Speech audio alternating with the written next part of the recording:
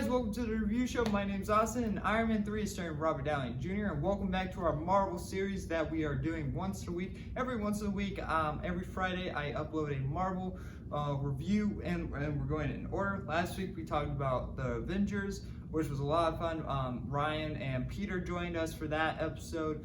And so if you guys want to go check that out, I'll put the playlist link down below so you guys can go check out other Marvel's reviews that I did in the past. That was a lot of fun. They're part of Fandom Rant, and so they are on Spotify. They're fun people. They're good people. It was a lot of fun. Go check that out. But let's get right into this one. Without a doubt, this is my second favorite Iron Man movie. I freaking love this movie. Is it better than Iron Man? No. Is it better than Iron Man 2? Yeah, it's pretty much better than Iron Man 2 in my opinion. I really like this movie, and it's because it takes Iron Man in a different direction. And we get a new perspective of Iron Man and as Tony Stark. I see this as like a revenge type of movie, and so honestly, I really like that perspective. I mean, and it's like revenge on both sides, and so. I mean, obviously we're gonna get into spoilers. I guess spoiler warning. Should have been saying that from every video, but so yeah, I guess spoiler warning. This is the most complaint out of this movie. It's like not fun. There's like no Iron Man in this movie, but I'll get to the reason why there's no Iron Man in this movie, because it makes sense. And I mean, like, there's no Iron Man in Iron Man 2. There's really not a lot of Iron Man in Iron Man 2. That's mostly daddy issues in Iron Man 2. The movie is basically like a revenge, and there's revenge on both sides. Like Killian, he wants revenge for Tony Stark because he basically stood him up. Yeah, Killian got mad because he got stood up by Tony Stark. I mean, there's probably a lot of people out there that got stood up by Tony Stark. I mean, he's not the first, but I don't really. There's a little of a reasoning to get behind him, not a whole lot, but you can see where he's going, but it's still terrible motive and all that. And so, but from Tony's side, Harry got into a bombing incident. So Harry was spying on Killian's guys and all that, and so he got himself into a situation, and one of the guys go kaboom, and Tony Stark is out for revenge in this movie, and I really like that, because in every other movie, any movie that Iron Man is in, it's mostly his ego that gets in the way. Iron Man 1, what happened? His ego, his weapons, it turned against him. Iron Man 2, his ego. I mean, someone's father died because of Tony Stark. I have no idea that. Whatever. Here, I really like it that they take Tony Stark in a different way. Yeah, like he has a different motive. Yeah, his ego's there. Yeah, it's like it's not really a big of deal like the other movies and Future-on movies that come in. But I really like it, and the people's most complaint is Iron Man isn't doing Iron Man stuff in this movie. I'm fine with that. I mean, like, seeing him take on villains without his suit is kind of cool. I mean, like, we see that in Captain America Civil War. No one complained about that. I mean, yeah, it's a Captain America Civil War. It's a Captain America movie.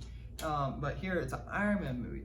But, Tony Stark needs to learn how to be a hero without using the suit.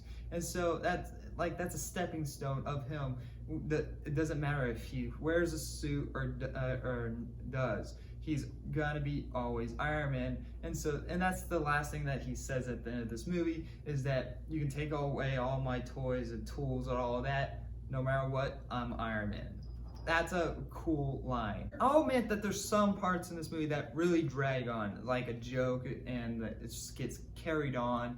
And like even some moments where Tony freaks out over, because he has PTS from New York because of attack of the aliens and all that. And so whenever that gets brought up, he freaks out and starts having PTS.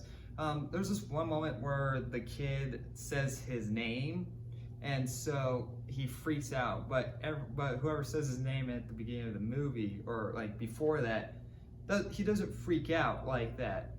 So it's kind of weird that like, oh wait, so your name is the reason why. That part makes no sense. And so I mean, it just came out of nowhere. It's like, oh, we need the scene to, you know, motive Tony Stark, and it's like, oh, okay, all right, well, I guess there we go. Another thing, I wish they went with a little bit more of the PTS thing, like where he's in a fight and he starts having a PTS of the Battle of New York. I think that would have been a cool thing to have in this movie, is that he's in a fight and he just suddenly has PTS, and it's like, oh, and that affects him, and that he just gets crapped on. And so I think that would have been, you know, a good use in this movie. But you know, they bring it up and it's like, oh, he has PTS, and you know, some things happen to him, but it doesn't really affect the story or him in any way, besides having a little freak out moments. But you know, whatever, fine. The thing that people really have a gripe about this movie is that the Mandarin is a phony in this movie. It's played by an actor, and so that's why also this movie isn't really on people's lists, like top 10 wise. And so I mean, I don't mind it. I didn't really read the comic books. I read some, but I don't dive deep. I don't like, oh, I really like this comic book and such and all that. But you know, I just really like that they take things in a different direction. And the Mandarin isn't really the big focus of this movie. I mean, they kind of set it up as being the big focus, but then it's actually this. It's supposed to be like, oh, this is the big twist. Oh, the villain's actually this and not this. And so, I mean, like they kind of do that in a future movie that comes out, like, you know, a couple years back. Not too far, but you know, people didn't really have a complaint about that. And so, and I mean, I would say what movie, but if I said it, people would be like, oh, hey, that's a spoiler. But you know, because it's been out for a little bit, but not too long. It's been out for at least 2 or 3 years. But so, yeah, I mean, I don't really mind it. It's a kind of dick move to do. But I guess so. Our villain is Killian, that is played by Guy Pearce. I don't know how to say his name. To be honest, when I first saw this guy pop on screen, I thought he was Brad Pitt. With that hairstyle, I thought he was Brad Pitt. I was like, oh, Brad Pitt in an MCU movie? All right, that's fine. I mean, if we can have Will Smith in Suicide Squad, sure, yeah, we'll put Brad Pitt in there. But nah, it's Guy.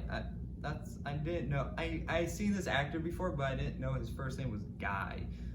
But all right.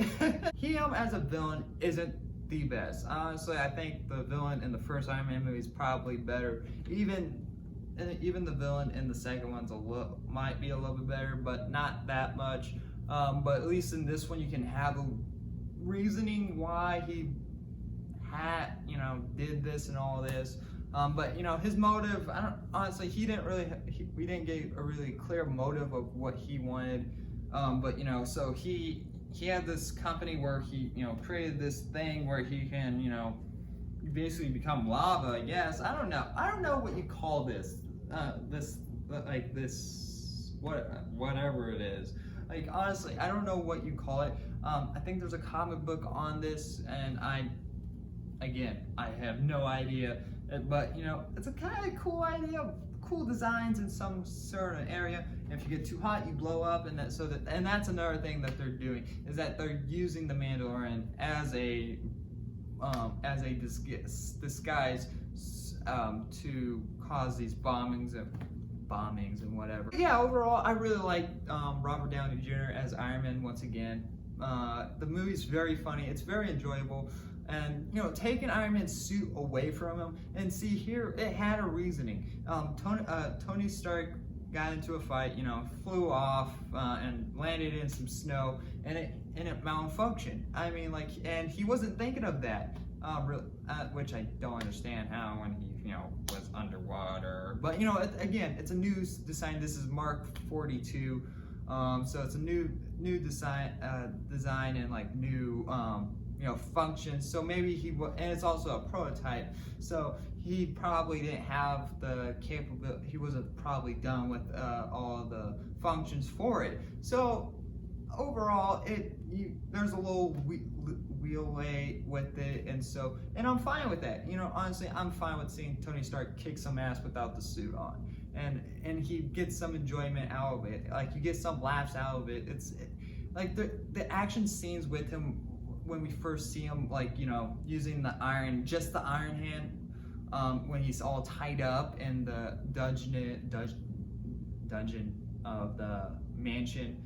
I couldn't speak for a second, but so yeah, and like when the Iron Man suits were first coming in, where he only had the hand and the leg, just like backslapping people and like doing these cool movement. I mean, I had chills when I saw that scene. I still have chills watching it now. I mean, like the music also helped in that moment. I really like the music in this movie. It's the first Iron Man movie that I can actually remember its music. I mean, even though Iron Man technically has 3 different themes, honestly, I think this is my favorite theme for Iron Man. I just really like the music. I'm gonna give Iron Man 3 a B+. It's a very enjoyment film. If you guys have not watched it in a while, I recommend go check it out. If you guys haven't watched it in general, please go check it out, because I think there's if you go back to it, you might think of it differently. Because honestly, if I could have thought maybe back then I really liked it, maybe I really hate it now. So you may not know, I really like this movie.